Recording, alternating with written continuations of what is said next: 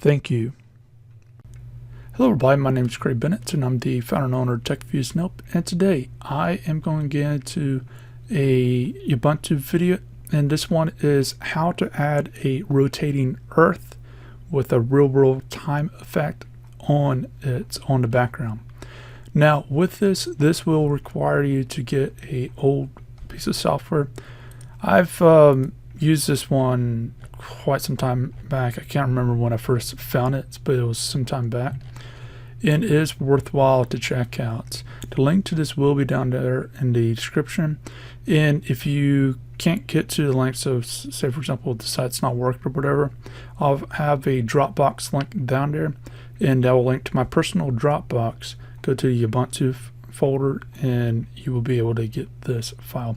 I know some people are probably going to say, well, I'm saying Ubuntu wrong.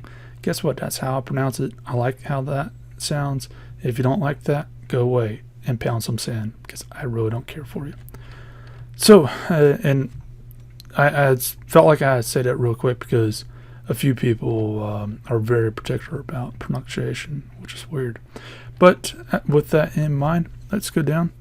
And what you need to do is download this. Again, if the file doesn't work going onto here or the website is not there, I'll have a Dropbox link. And also you have that ability with the terminal. So once you have the stuff on your Ubuntu, what you need to do is go down and just go to start, find xplanetfx, let it load.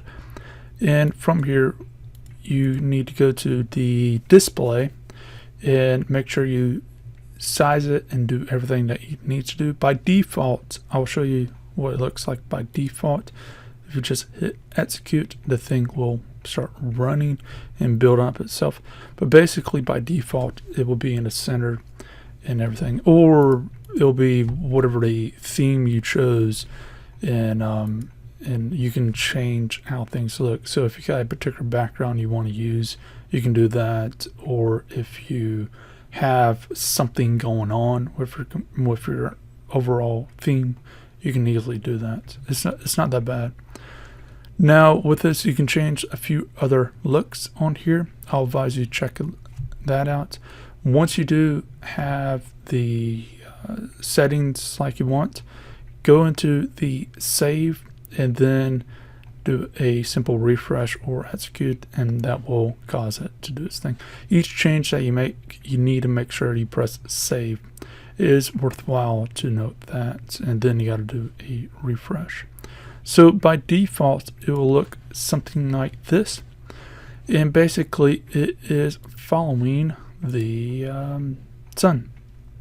So what we can do is, if we want it to focus on another area, I think it's about dark right now in this given area. So let's hit save and do a simple refresh. It does take some time to refresh the stuff, but keep in mind, once you got the stuff set up, the thing shouldn't be going to all these odd places. It should be tracking the sun, or it should be staying in a given location, and that way it will just refresh the look of it like every hour or so. It's not that bad at all, and it's very lightweight on the computer. So with this, while that's doing its thing, we can tell it to go to a given target area, search the city and everything, and we can tell it what time of year and date and stuff that we want the thing to be at, or to simply follow the sun. So let's go into the settings. Here we go. So as we see here, right now in the real world time is nighttime in Europe, and we can see that we have lights come in play. And as the darkness goes over, you can see lights start coming on, and it's just a neat effect. So if I want to move the thing, say over here, I can press save and then refresh. So going into settings, we could change all that, it's pretty straightforward on what that does. Again, with the refresh, this is the how often it does its thing. And keep in mind that the if you're on a laptop and on an older laptop, then you might want to have this maxed out as much as possible. But anything modern, this shouldn't really be a problem with battery and whatever. With this, let's go into the next thing, because I mean, like I said, it's pretty straightforward with those.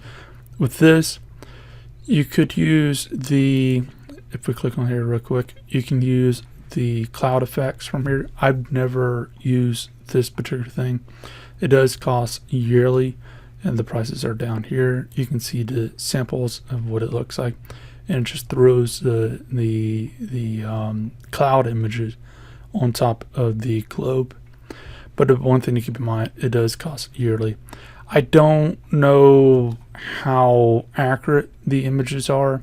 I'm pretty sure they're fairly accurate, but the thing is I can't really stand behind of something I didn't use before, and I'm not planning to ever really use. But it is pretty low cost. As you saw, it's about $12 for the low end, and then $72 a year for the higher end, which can be high to some people. Then we have the NASA deal. We can do the install. For myself, I've had problems with this actually going in and grabbing the images. In the past, like way back when I've used this for when I used Ubuntu for my primary, I actually did this and it looked great having the stuff, but as you saw here, it doesn't connect. For you, it's still worth a shot to try, because what's the worst? But the fact of the matter is it doesn't connect. Now real quick, if we go back to here, now that it's switched over, we can see that the part of South America, it's darkened up, and you can see the outline of the areas that would be lit up for cosmetic looks, and the darker it gets, the more areas will be lit up, and it's actually very neat in that aspect. So let's go into the final bit, the tools, and this is again pretty self-explanatory in that one of the things I would advise you to do is update the templates, and that way you can get a few extra things. But for the most part, this is pretty much self-explanatory itself. And when you, like say for example, when we doing a refresh or whatever, you can see what's going on in the background here. It's pretty good. Now with this is if you got any questions or anything, let me know. And if the Dropbox link doesn't work for you, then let me know and I'll take a look at that and see if it's still in there. But for the most part, if the website, the main website is not there, or their download link doesn't work, then I will try to just go for the Dropbox. If that doesn't work, then I'll try to take a look and see what I can do. And we can see if we can get this on your computer. But anyways, with that in mind, this has been Craig Bennett, founder owner of TechViews Help. All links and everything will be down there in the description. Leave a like, subscribe, and share when you're down there. And leave a comment what you think about this, if you got any other things you use for your computer. And I'll see you in the next video. Have a good day.